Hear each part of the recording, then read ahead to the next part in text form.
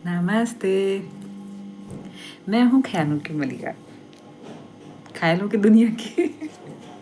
Actually मैं थोड़ी सी doctor के पास जाने की तैयारी चल रही है मेरी, बच्चे आने वाले हैं, तो सोची कि लाओ एक छोटी सी वीडियो बना लेती हूँ।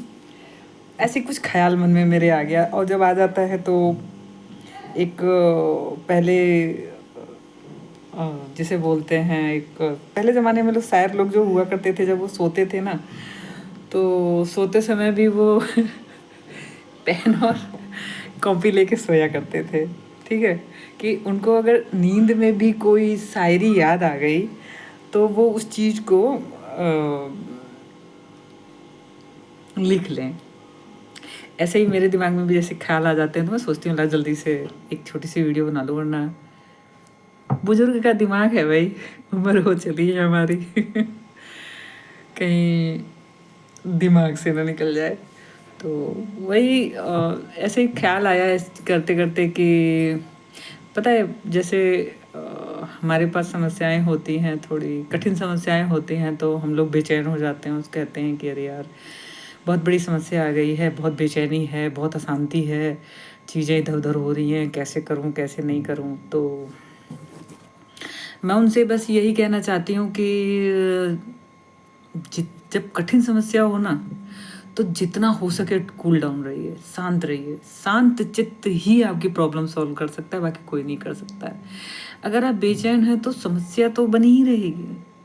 बेचैनी खुद एक समस्या बन जाती है, बाकी समस्या तो आपके पीछे हो जाती है।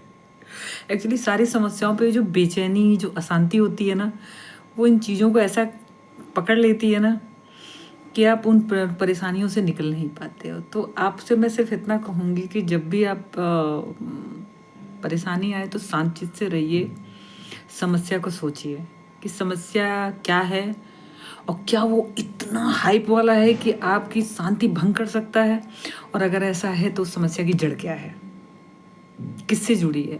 देखिए, हमारी लाइफ में जो कुछ भी होता है ना, वो हमारा कर्म है। वो जाने अनजाने में जुड़ा आपसे ही है, वो हमसे ही जुड़ा होता है, हम ही से कनेक्ट होता है वो। बस कुछ चीज़ें ऐसी होती हैं जो हमने जानबूझ के की होती हैं, कुछ चीज़ें ऐसी होती हैं जानबूझ के नहीं की होती हैं, और कुछ ऐसा होता है कि हमें पता ही नहीं होता कि हमने वो काम किया है। सच में मेरी तो ज़्यादातर गजनी वाली मेमोरी लॉस हो जाती है। बाद में सोचती है यार ऐसे कैसे हो गया मेरे साथ, अच्छा ये बात है, मैंने ऐसा कहा तो था एक टाइम। और अगर मुझे याद नहीं होता, सामने वाला बताता बेटा तूने उस दिन ऐसा किया था, मैं कहती हाँ यार ये तो सही कह रहा है। तो समस्या आपकी है, समाधान आपके पास ही है, क्योंकि उस समस्या से आपके सिवा किसी का कोई लेना देना नहीं है, और निकलना भी आप ही को है, बेचैनी भी आप ही को, अशांति भी आपको है। तो समस्या से निकलिए, खुशियों को ढूंढिए, और अगर छोटी मोटी समस्या है तो खड़ी रहने दीजिए, एक दिन खुद ही बैठ जाएगी।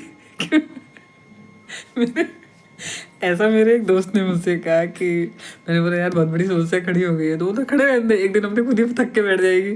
फिर बोला तू पागल है, उसकी जगह कहीं मैं ही ना लेट जाऊँ, पहुँच जाऊँ ऊपर।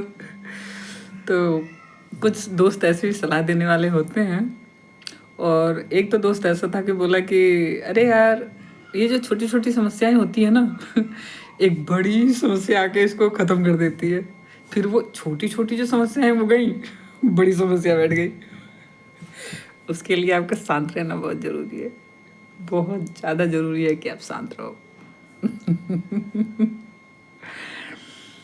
और उसके लिए ज़रूरी है अच्छे लोगों की संगत कीजिए, जो आपका नहीं है आप उससे दूर रहिए, टॉक्सिक लोगों से विशेष दूर रहिए, क्योंकि बहुत सारे लोग आपको गलतियां बताने तो आएंगे, आपको ज्ञान देने आएंगे, आपका साथ नहीं देंगे। वो सिर्फ आपकी गलतियां बताएंगे, पर आपको सॉल्यूशन नहीं बताएंगे। वो ये बता देंगे कि फला फला टाइम, फला फला वक्त तूने ऐसा ऐसा किया था। आप ही अपने कृष्ण हो, आप ही अपने सारथी हो, आप ही अपना रथ हो, और आप ही अपने प्रॉब्लम का सॉल्यूशन हो। और मेरे हिसाब से मैं सही कह रही हूँ। आप लोग क्या सोचते हैं? एक बार ज़रूर बताइएगा। और मेरे चैनल ख़यालों की दुनिया को सब्सक्राइब कीजिए, लाइक कीजिए और कमेंट कीजिए। मैं आपकी मित्र